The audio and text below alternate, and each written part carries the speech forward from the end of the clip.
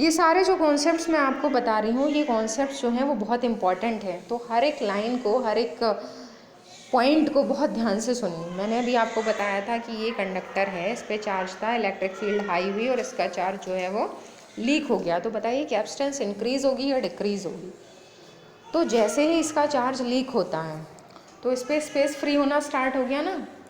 अब space free हुआ तो इसका मतलब ये दूसरा चार्ज स्टोर कर सकता है। तो जैसे जैसे इसका स्पेस फ्री होता है तो इसकी कैपेसिटेंस क्या होती है, it will get increased. Okay, keep in your mind, capacitance बढ़ जाएगी, क्योंकि कैपेसिटेंस का मतलब है ability to store the charge. जैसे ही जगह खाली होगी और ज़्यादा वो चार्ज स्टोर करने लगा। तो नॉर्मली जब हम कैपेसिटर की बात करते हैं तो वहाँ हमेशा ऐसा अरेंजमेंट होता है कि ये जो कंडक्टर है ना, ये एक्सटर्नल सोर्स से कनेक्टेड होता है। यहाँ एक ये सोर्स लगा है, इसको लगातार चार्ज प्रोवाइड कर रहा है। तो अगर इसका चार्ज जो है मूव कर रहा है तो इट इज़ गुड, ये और अच्छी बात है। अगर चार्ज मूव कर रहा है तो इस पर और ज़्यादा स्पेस फ्री हो रहा है, इसकी कैपेसिटेंस इंक्रीज हो रही है। ये कैपेसिटेंस का बेसिक कॉन्सेप्ट, मेन कॉन्सेप्ट ये होता है। ठीक है, तो आइसोलेटेड कंडक्टर के केस में भी पॉसिबल है कि पोटेंशियल डिफरेंस क्रिएट हो और इसका चार्ज मूव करे। तो नॉर्मली ये जो है, इसको कंडक्टर को हम कैपेसिटर बोल सकते हैं, लेकिन जो हम लैब्स में यूज़ करते हैं उसका नाम होता है parallel plate capacitor, parallel plate capacitor. तो पैरेलल प्लेट कैपेसिटर को तो बाद में डिस्कस करेंगे। अभी जो मैंने आपको बताया था वो था concept of a capacitor. Capacitor का कॉन्सेप्ट ये होता है जो मैंने आपको स्फेरिकल कंडक्टर वाला केस बताया। अब दूसरी चीज़ आती है इसका प्रिंसिपल कैसे डिज़ाइन किया जाता है कैपेसिटर। तो जो मैंने आपको बताया कि लैब्स में ऐसे बनते हैं, वो इस तरह का होगा। दो पैरेलल प्लेट्स होंगी, इन्फिनिट सरफेस एरिया की। उनका सरफेस एरिया इन्फिनिट होने का मतलब, ये जो आपको सामने लाइंस दिखाई दे रही है ना, ये लाइंस नहीं है एक्चुअली, ये ऐसे करके प्लेट को रखा गया है इस तरह से। ठीक है, ये ऐसे करके प्लेट्स जो हैं वो रखी गई हैं एक दूसरे के ठीक सामने। ओके, तो एक ये प्लेट है और एक इसके सामने दूसरी प्लेट है। तो जो प्लेट्स जो है वो बिल्कुल ठीक सामने से 3D डायग्राम है, आप ठीक सामने से देखेंगे तो आपको ये वाली लाइंस दिखाई देंगी, पूरी की पूरी प्लेट दिखाई नहीं देगी। ओके, तो ये एक्चुअली प्लेट्स हैं। और इन्फिनिट सरफेस एरिया का मतलब है कि इनके बीच की जो सेपरेशन है ना, let the separation is D, वो सेपरेशन जो है वो अगर सरफेस एरिया की कंपैरिजन में बहुत छोटी है। ये कॉन्सेप्ट अगर अप्लाई हो रहा है कि सरफेस एरिया जो है that is greater than D, यानी कि सरफेस एरिया दोनों प्लेट्स की सेपरेशन के कंपैरिजन में बहुत बड़ा है, तब हम कह सकते हैं कि प्लेट्स जो है वो इन्फिनिट सरफेस एरिया की हैं। ओके, तो इन्फिनिट सरफेस एरिया वाली प्लेट्स को हमने यहाँ पर यूज़ किया है।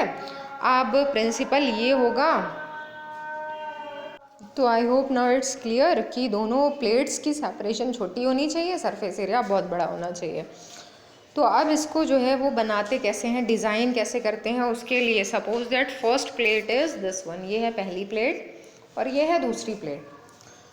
अब आपको करना ये है कि जो पहले वाली प्लेट है वो हमेशा एक्सटर्नल सोर्स से कनेक्टेड है। ठीक है, यहाँ से इसको चार्ज किया जा रहा है पहले वाली प्लेट को। तो पहले वाली प्लेट को let it is positively charge, positive charge is given to this plate.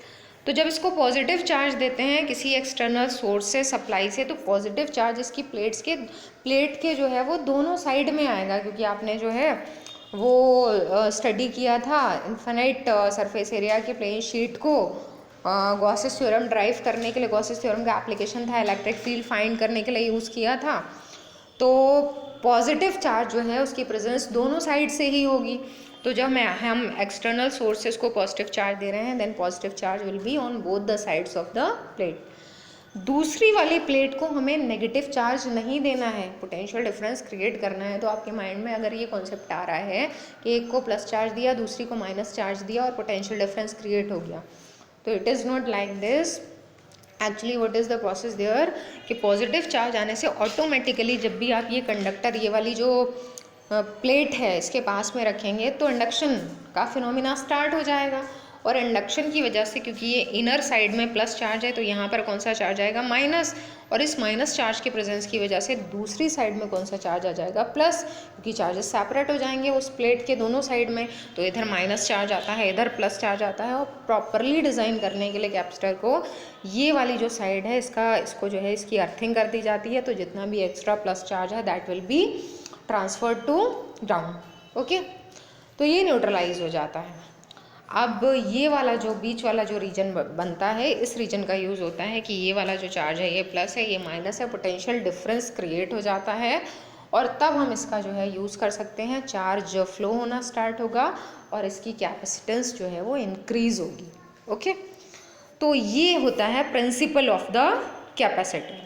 तो इसको भी आपको नोट डाउन नहीं करना है, ये डायग्राम भी आपको नहीं बनाना है, जिन पे स्टार लगाए हैं उन टॉपिक्स को बस आपको समझना है, ठीक है। तो बाकी सारे टॉपिक्स करने थे, बस यही टॉपिक जो है वो समझना है, लिखना नहीं है।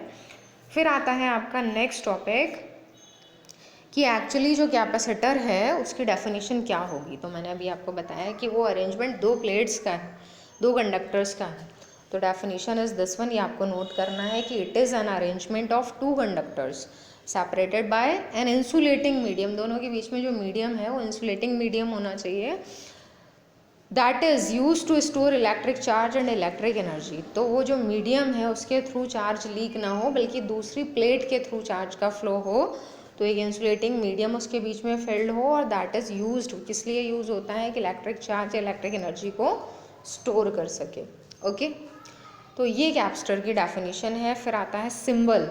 तो कैपेसिटर को ऐसे बनाया जाता है जैसे रजिस्टर का सिंबल होता है, इसी तरह से कैपेसिटर का भी सिंबल होता है। आई मीन टू से कि capacitor has a definite symbol, ठीक है। दोनों सिंबल सिमिलर नहीं है लेकिन डेफिनेट सिंबल है, इसको ऐसे बनाया जाता है। बैटरी या सेल से डिफरेंट है, दोनों जो बार्स हैं वो सेम लेंथ की होंगी। तो ये वाला जो सिंबल होता है ये होता है ऐसे कैपेसिटर का जिसकी जो कैपेसिटेंस है वो कांस्टेंट है, ठीक है। और जो नेक्स्ट वाला सिंबल बना है वो वेरिएबल कैपेसिटेंस के लिए होता है। तो ये आपको बनाने हैं, दोनों कैपेसिटर की डेफिनेशन लिखनी है, दोनों सिंबल्स बनाने हैं, हेडिंग लिख देंगे सिंबल ऑफ द कैपेसिटर। उसके बाद नेक्स्ट हेडिंग आपको ये लिखना है कि अब आपको क्या डिफाइन करना है, कैपेसिटेंस ऑफ अ कैपेसिटर। तो कैपेसिटेंस की डेफिनेशन तो आप ऑलरेडी लिख चुके हैं कि it is equal to the amount of charge required to increase the potential of a conductor by unit amount, लेकिन वो आपने लिखा था आइसोलेटेड कंडक्टर के लिए। अब आपको डेफिनेशन किसके लिए लिखनी है, कैपेसिटर के लिए। वो कंडक्टर के लिए लिखा था, ये कैपेसिटर के लिए लिखना है। और कैपेसिटर की जो डेफिनेशन होगी वो पैरेलल प्लेट कैपेसिटर की होगी, जो मैंने अभी बताया ना कि पैरेलल प्लेट कैपेसिटर का मतलब दो कंडक्टर्स की प्रेजेंस। तो दो कंडक्टर्स की जो प्रेजेंस है उस कैपेसिटर के लिए कैपेसिटेंस को कैसे डिफाइन करेंगे, तो उसके लिए जो डेफिनेशन है उसमें कैपेसिटर वाला कॉन्सेप्ट आ जाना चाहिए, मतलब दोनों कंडक्टर्स वर्ड आ जाएगा अगर, तो डेफिनेशन विल बी प्रॉपर। तो हाउ टू राइट, तो इट इज़ द चार्ज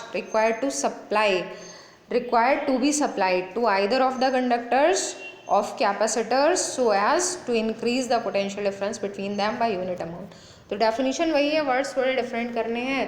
क्या था पहले वाली डेफिनेशन में कि अमाउंट ऑफ चार्ज होती है कैपेसिटेंस जो पोटेंशियल को यूनिट अमाउंट से बढ़ाती है, यहाँ भी वही है। लेकिन यहाँ पर बताना क्या है कि जो चार्ज है वो सप्लाई किसको किया जाना है, किसी एक प्लेट को, ओके, किसी एक कंडक्टर को। इसलिए वर्ड यहाँ आया है कि it is the charge required to be supplied, किसको करना है, to either of the conductors. एक ही प्लेट को चार्ज देना है, दूसरी पे अपने आप से आएगा इंडक्शन से। और क्यों देना है, so as to increase the potential difference between them by unit amount. वहाँ पोटेंशियल बोला था, यहाँ पोटेंशियल डिफरेंस ऑटोमेटिकली आ जाएगा क्योंकि दो कंडक्टर्स हैं। ओके, तो आज का आपका वर्क जो है वो यहाँ तक का था। नेक्स्ट टाइम से, नेक्स्ट टर्न से आपका important topic parallel plate capacitor start होगा। बहुत इंपॉर्टेंट, इसके डेरिवेशंस एग्जाम में आते हैं। Okay, so revise the topic up to this. Thank you.